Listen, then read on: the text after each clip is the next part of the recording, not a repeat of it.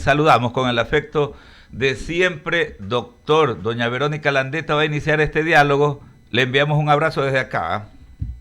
Doctor Márquez, que ayer andando como ciudadanos civiles comunes y corrientes que nos topamos por donde vivimos. Hola Vero, hola Alberto, hola Amanda, desde Quito ya, Vero. Vean eso, ayer lo vi aquí en Guayaquil. Usted se teletransporta, oiga. Y Alberto, acá tenemos 10 grados, la máxima estará a 2 de la tarde en 21 grados. Qué bueno.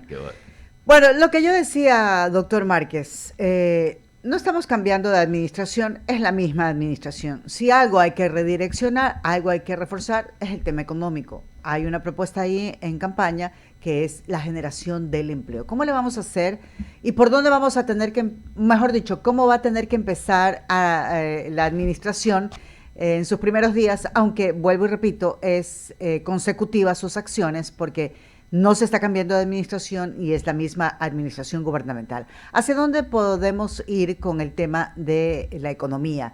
Primero, viendo bien lo que tenemos en caja fiscal, 1, y viendo lo que vamos a gastar en el presupuesto, 2.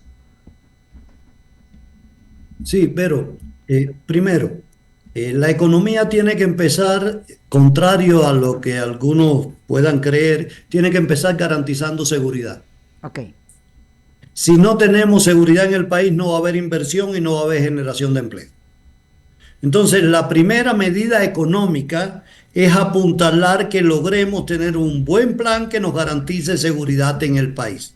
Entonces, yo sí creo que por ese lado, las primeras acciones tienen que ser cómo se termina de perfilar el plan con la ayuda y colaboración internacional, porque solo no vamos a poder.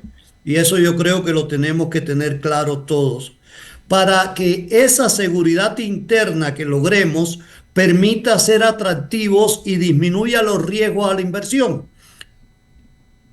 Quienes generan más empleo en este país no son las grandes empresas, aunque las grandes empresas solucionan grandes problemas en cuanto a empleo, pero la mayor cantidad de empleo lo tenemos en la pequeña y mediana empresa.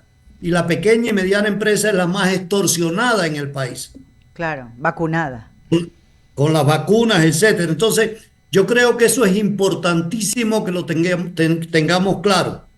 Que si no tenemos seguridad en el país, no se va a poder hacer ninguna acción desde lo económico. Entonces, doctor Márquez, digamos así, aunque para mí realmente es la misma administración, sus primeros 100 días tienen que estar enfocados a dar sí o sí resultados en ese tema. Para de ahí. Resultado en ese tema para que por lo menos exista un plan coherente que ya empezó en campaña con la Avenida de Prince y toda esta ayuda y colaboración internacional que nos tiene que permitir que la gente empiece a ver no tanta incertidumbre, un poco más de certidumbre, para que la inversión se pueda asentarse. Eso en primer lugar. En segundo lugar, tiene que venir esto acompañado de medidas que permitan que se pueda acceder a créditos, que se pueda poder crear las condiciones de negocio requeridas para la generación de empleo. Okay. Sin eso no va a ninguna parte. Y por otro lado, la otra cuestión que no podemos olvidarnos es que el mundo está cambiando en lo internacional. Entonces tenemos que plantearnos, ¿quién está armando la guerra comercial? El principal protagonista es la administración Trump. Entonces, tenemos que tener el acercamiento con la administración Trump para ver si logramos un acuerdo, porque es nuestro principal socio comercial y nos alivia las situaciones de que se encarezcan nuestros productos en ese mercado. Claro que sí, pero bueno, ahí definitivamente yo veo que el terreno está ganado, ¿no? Con Trump, porque sí se ha hecho acercamientos y ahí hay una proximidad. De hecho, pues el haberlo felicitado, decir que no nos va a defraudar, él ya desde esa óptica ya ve que no nos va a defraudar, pues los ecuatorianos, eso es lo que dijo Trump en su post. Esa es una muy buena señal para la economía ecuatoriana. Claro que sí. Y tan es así que el riesgo país empieza a disminuir. Claro, y es muy importante, aunque como yo siempre digo, la gente no come riesgo país, pero sí Claro. definitivamente nos permite estar estables y poder hacer las otras medidas que definitivamente pues no solamente se enfoquen en la parte fiscal y en la parte de cuánto ingresa y cuánto se gasta. Tenemos dos otros panelistas aquí, así que le voy a dar paso a Amanda Hidalgo para que continúe con la entrevista, doctor Márquez. Ok. Buen día, doctor Márquez, ¿cómo está? Qué gusto verlo. Gracias por aceptar esta invitación a compartir aquí en Diálogo en I99. Un saludo para todas las personas que se enlazan hasta ahora. Como usted bien comentaba, yo coincido en que una de las primeras acciones debe ser trabajar en sentido de la seguridad para generar confianza. La economía, no solo la ecuatoriana, sino la del mundo, depende de un factor tan volátil como puede ser la confianza de los mercados y las inversiones extranjeras en cada uno de los mercados, la disciplina que tengan los gobernantes para pagar la deuda. Como usted bien indica, incluso desde la elección, el riesgo país se redujo casi 600 puntos y si bien Verónica tiene un criterio bastante acertado que no es solo el riesgo país aquel el que otorga esta estabilidad, sino múltiples factores, a su criterio, ¿cuál es la recomendación que usted establece para poder, primero, estabilizar la economía en un corto plazo, pongámosle un año primero de estabilización, para generar inversión extranjera, o mejor dicho, las condiciones para que venga la inversión y poder fortalecer la dolarización de este gobierno que sigue, bueno, el modelo que ya habíamos elegido hace un año en las elecciones anticipadas? Sí, a ver, Amanda, mira, lo primero que tenemos que tomar en consideración acá es cómo logramos que los desembolsos del Fondo Monetario lleguen.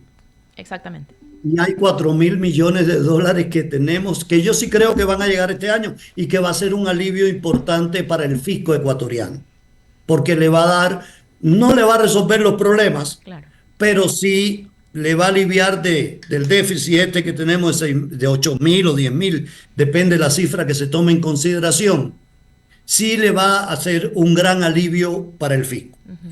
Dos, en cuanto a la dolarización se nutre y se fortalece si entra dinero fresco a la economía. Uh-huh. Y para eso tenemos tres vías. La primera vía que tenemos es los préstamos internacionales, pero todos sabemos que tenemos que seguir dependiendo por lo harto que es el riesgo país que tenemos en el Ecuador. Tenemos que seguir dependiendo de los préstamos de los organismos multilaterales. Por eso es importante que se destraben los desembolsos del Fondo Monetario Internacional, por un lado. Por otro lado, la otra parte importante son nuestras exportaciones. De ahí que yo planteaba la necesidad de estos acuerdos, de ir avanzando en lo mismo. Y por otra parte, también tenemos que ver cómo incrementamos nuestras exportaciones. Entonces, nuestras exportaciones tenemos que ver cómo se está moviendo el mundo, cómo esta guerra comercial que se está establecido en el mundo nos permita a nosotros buscar intersticios que nos lleven a colocar productos que sean necesarios en los grandes mercados. Y aquí para nosotros es importante dos cosas. La primera, que tenemos que lograr que nuestra agricultura, que ha mejorado muchísimo en cuanto a colocar productos en mercados internacionales, tiene que estar enfocada a mi modo de ver y es un plan que el gobierno debería lanzarnos y trazarnos a nosotros en productos orgánicos. ¿Y por qué planteo esta situación? El mundo se mueve, sobre todo en los grandes mercados desarrollados, se mueve a tener cada vez productos más sanos porque estamos teniendo sociedades cada vez más viejas y además de eso, que quieren tener y consumir productos cada vez más saludables, sí. Y eso viene a partir de producción orgánica con menos químicos. Sí, es una tendencia económica muy importante, la sostenibilidad, la sustentabilidad también. Y nosotros tenemos acá un clima maravilloso que podemos producir muchísimas cosas con la tierra ecuatoriana, que es pequeño el Ecuador, pero con unas características de luminosidad, productividad de tierra, etcétera, que nos pudiera permitir colocar en nichos estratégicos. Pero para eso es necesaria una alianza entre los gremios productivos y el gobierno para lograr lo que llamamos economía colaborativa. Y que esto llevaría a que unieran cada vez más productores para colocar producciones conjuntas. Sí, y tenemos que una vez por todas decirnos, el mundo se mueve, sobre todo en este mundo de hoy, que nos comunicamos a través del continente sin tierra, que es la nube, y que nos lleva a nosotros a pensar, ¿por qué no podemos a lo interno tener un plan único? Y yo creo que el gobierno tiene una gran posibilidad de llegar al consenso, que ese es otro elemento importante desde lo político. Hay que ver cómo se mueven en estos primeros tiempos, y este mes va a ser muy importante, las fuerzas políticas y cómo quedan los bloques en lo legislativo. Correcto, sí, porque lo Que político también es importante tomarlo en cuenta. Lo político también influye en la economía interna, pero sí, antes de darle paso a Alberto Quintana para hacerle una pregunta, yo solo quiero plantear sobre la mesa algo a tener en cuenta, una observación, que es una promesa de casi más de 500 millones de dólares en bonos que se prometió en campaña, en distintos bonos que se ha prometido en campaña, y creo que es algo que hay que tener en cuenta al momento de empezar a hablar, o mejor dicho, planificar los nuevos presupuestos para la planificación de estos 4 años. Alberto. Sí, gracias. Doctor, ¿cómo le va? Mientras lo escuchaba estaba acordándome de la obra de Marcel Proust, ¿no? En busca del tiempo perdido. Digo esto porque el gobierno tiene que ver la manera, el régimen del presidente Noboa tiene que ver la forma de recuperar este tiempo, que siempre una campaña, una etapa de campañas más bien, no le resta al país, al crecimiento, al desarrollo, a la economía, ¿no? Entonces tiene que ir buscando aquello. Ya estamos abocados pues a 2 fechas, 14 de mayo que se inicia el periodo legislativo y que ya es otro tira y afloja también ahí para ir viendo cómo quedan pues integradas pues estas bancadas, estas mayorías, la mayoría que se busca, ¿no? Y también la otra fecha del 24 de mayo de inicio pleno del nuevo periodo presidencial. En medio de todo esto, ya notaba, doctor, que es importantísimo el tema de los desembolsos de los organismos multilaterales. ¿Qué más hace falta? Porque entiendo que, por ejemplo, para reactivar la economía, ¿no? Es necesario un tanto pues ponerse al día con los 3 niveles GACS, con aquellos recursos que permiten también en territorio ir dinamizando la economía, ¿no? Sí, yo creo que ese es otro de los elementos y que es parte, si leemos entre líneas, que ha ocurrido después de la elección. Y hay un hecho que a mi modo de ver es muy importante. Los propios representantes de la RC, que tienen dignidades territoriales, un poco tomaron distancia de los lineamientos de la cúpula del partido o del movimiento y se plantearon, hay que seguir trabajando por el Ecuador. Yo creo que ahí se abre si no es una puerta o una avenida, se abre una ventana grande para la colaboración y que el gobierno tiene que cumplir con los desembolsos con los gobiernos seccionales, porque desde lo local se hace lo nacional, no a la inversa. Y yo creo que el país tiene que aprender ya que los gobiernos locales, con las acciones que hacen, son los que crean las bases para el desarrollo. Y en este sentido tenemos que un poco despojarnos de banderas políticas y llegar a decir qué necesitamos. Por ejemplo, arreglar la situación vial de la provincia del Oro hacia la provincia del Guaya por todas las necesidades, el quinto puente, etcétera, todas estas cuestiones que son de vital importancia para la economía nacional, pero que pasan por lo local. Entonces, tenemos que despojarnos como país de esas discrepancias electorales y empezar a buscar qué nos une. Y nos une el Ecuador. Y nos une el desarrollo del Ecuador. Y nos tiene que unir ante todo la población ecuatoriana. Es decir, el nivel de vida que pueda alcanzar la población ecuatoriana. Entonces, sí. Bajo estas circunstancias hay que atacar los niveles de pobreza y hay que hacer planes que tienen que ir de la mano. Lo territorial con lo nacional. Si no hacemos eso, no vamos a ninguna parte. No, es definitivo, sino que también ahí sí hay que poner esa voz de alerta también, ¿no? Pero nos hemos pasado toda la vida peleando por los temas de autonomías, ¿no? Por fortalecer lo local para proyectarnos hacia el desarrollo nacional. Eso es definitivo, pero también vemos que con irresponsabilidad en algunos lugares también prácticamente pues hacen feria de los recursos públicos con una mala utilización. No hay optimización del gasto público y ese es un grave problema, porque aquí también había un líder político que aquí decía un poco más que quería ya el 40% del presupuesto general del Estado entregárselo a los GAC. Pero ojo, si se los entrega por entregar, sin inventario alguno, también es un verdadero problema porque no hay esa priorización.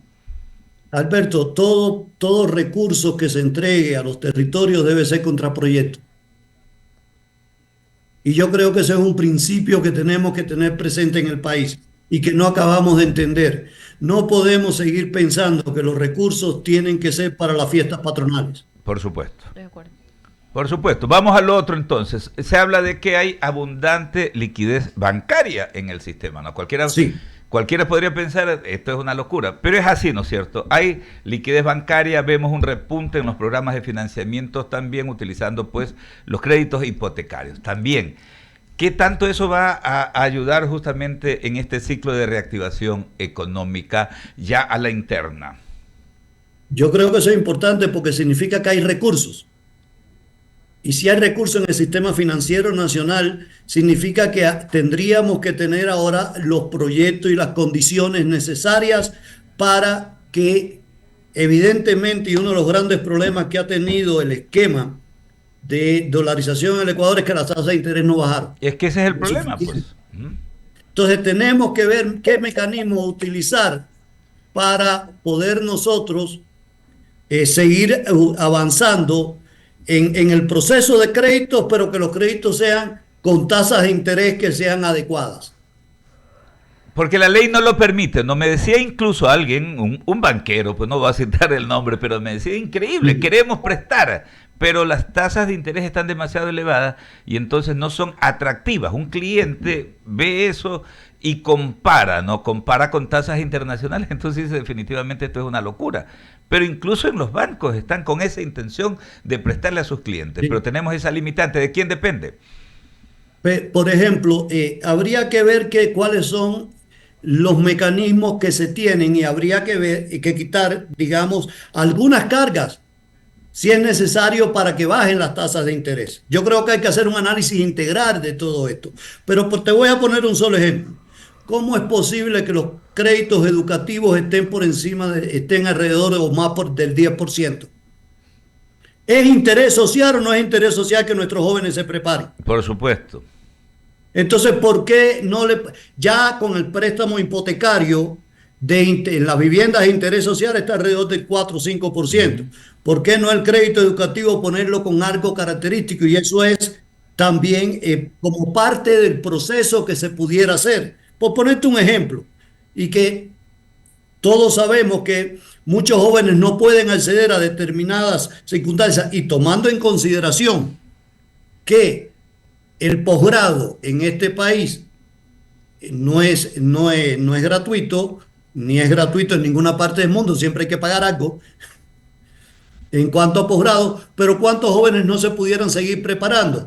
Y más en la era del conocimiento. Entonces eso tiene que ser una política de Estado. Y ahí es donde tenemos que empezar a poner y analizar todo, digamos, la vivienda. ¿Cómo logramos nosotros quitarle carga al sistema financiero que les permita bajar tasas de interés? Porque eso es otro elemento importante que hay que tomar en consideración. No es solamente que tengamos nosotros que resolver todo con las distintas, bajarle tasa de interés por decreto a la banca, ¿no? Pero también existe la banca de desarrollo. Y la banca de desarrollo tendríamos que ver también cómo logramos nosotros que se bajen las tasas de interés. Correcto. Y eso ya es parte de lo que hay que plantear sobre la mesa y hay que llegar a unas actividades productivas. Por ejemplo, si queremos desarrollar los productos orgánicos que les mencionaba, tenemos que tener líneas de crédito de desarrollo específico para eso, porque estoy convencido que ese es el futuro para el desarrollo del Ecuador.